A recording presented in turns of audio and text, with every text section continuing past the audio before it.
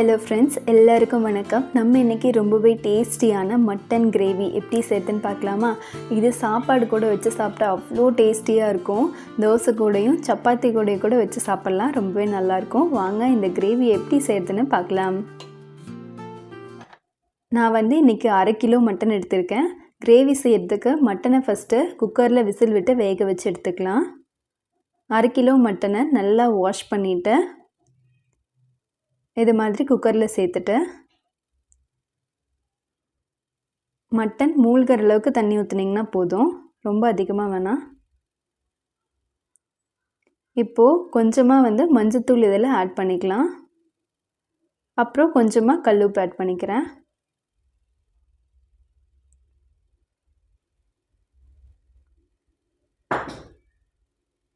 இது கலந்து விட்டுட்டு மூடி போட்டு இதில் நான் 5 அல்லது 6 விசில் விட்டு எடுத்துக்கலாம். இது நல்லா வேகட்டும். அதுக்குள்ளே இந்த மட்டன் கிரேவிக்கு தேவையான மசாலாவை ரெடி பண்ணிடலாம். ஒரு பேனில் எண்ணெய் ஊற்றி எண்ணெய் காஞ்சதும் 2 துண்டு பட்டை, அப்புறம் 2 கிராம்பு, 3 ஏலக்காய்,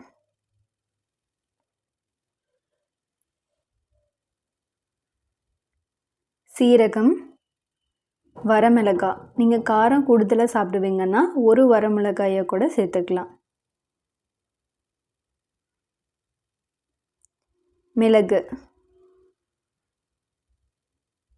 இப்போ ஒரு பெரிய வெங்காயத்தை நல்லா ஸ்லைஸ் பண்ணி வச்சுருக்கேன், அதை எடுத்துக்கலாம்.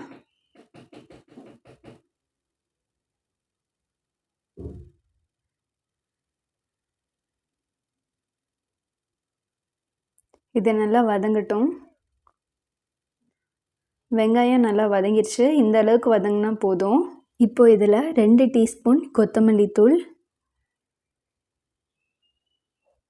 4 டேபிள் ஸ்பூன் தேங்காய் சேர்த்துக்கிறேன். கொஞ்சமாக கசகசா சேர்த்துக்கலாம். அடுப்பை ஆஃப் பண்ணிவிட்டு இதெல்லாம் சேர்த்துக்கிட்டு நல்லா மிக்ஸ் பண்ணி விட்டுருங்க.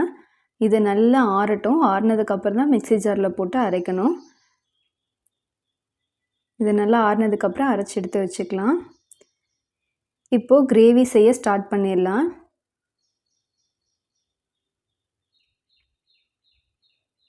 எண்ணெய் காஞ்சதும் கடுகு,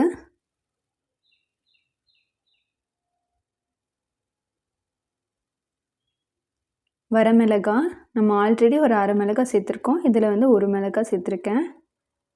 கொஞ்சமாக சின்ன வெங்காயம், அப்புறம் இஞ்சி பூண்டு பேஸ்ட்டு 10 பூண்டு, அதுக்கேற்ற மாதிரி இஞ்சி எடுத்து நல்லா தட்டி வச்சுருக்கேன், அது போட்டிருக்கேன்.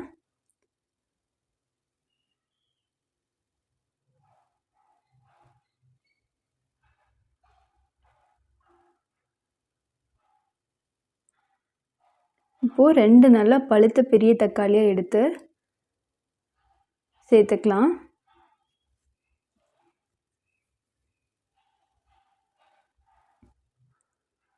கொஞ்சமாக மஞ்சத்தூள் ஆட் பண்ணியிருக்கேன். இப்போ மிளகாய் தூள் ஆட் பண்ணிக்கலாம்.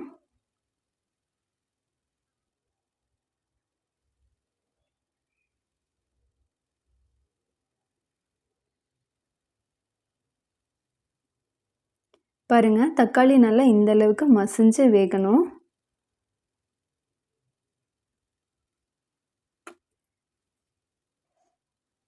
இவ்வளோ மசிஞ்சு வெந்ததுக்கப்புறமா நம்ம குக்கரில் மட்டன் வேக வச்சு எடுத்துருக்கோம் இல்லையா, அதை அந்த தண்ணியோடு ஆட் பண்ணிக்கலாம்.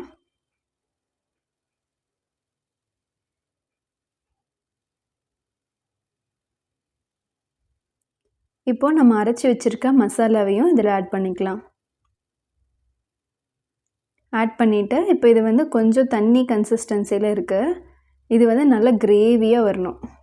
இப்போ நம்ம மட்டனில் உப்பு சேர்த்து வேக வச்சுருக்கோம். உப்பு எவ்வளோ இருக்குன்னு பார்த்துட்டு தேவையான அளவுக்கு உப்பு ஆட் பண்ணிக்கோங்க.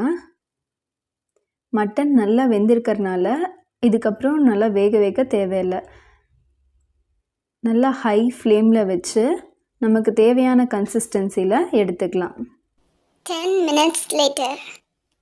பாருங்கள், ஒரு ஹை ஃப்ளேமில் வச்சு நான் மூடி போட்டு ஒரு 10 நிமிஷம் நல்லா வேக விட்டுட்டேன். இப்போது இந்த அளவுக்கு வந்து நமக்கு திக்காக கிடைக்கும். நீங்கள் மட்டன் வேக வைக்கும்போது கொஞ்சமாக தண்ணி ஊற்றிக்கோங்க. மட்டன் வந்து மூழ்கிற அளவுக்கு மட்டும், அதை விட கம்மியாகவே ஊற்றினா கூட போதும். இப்போது நம்மளோட மட்டன் கிரேவி அட்டகாசமாக ரெடி ஆயிடுச்சு. இதே மாதிரி அளவுகளோட நீங்களும் உங்கள் வீட்டில் செஞ்சு பாருங்கள். எப்படி இருந்ததுன்னு கமெண்ட்டில் சொல்லுங்கள். இந்த வீடியோ உங்களுக்கு யூஸ்ஃபுல்லாக இருந்ததுன்னா, பிடிச்சிருந்ததுன்னா மறக்காமல் ஒரு லைக் பண்ணுங்கள். அப்புறம் நம்மளோட சேனலை சப்ஸ்கிரைப் பண்ணிக்கோங்க. அண்ட் ட்ரை பண்ணிங்க அப்படின்னா கண்டிப்பாக கமெண்ட்டில் சொல்லுங்கள் எப்படி இருந்தது அப்படின்னு. தேங்க்யூ.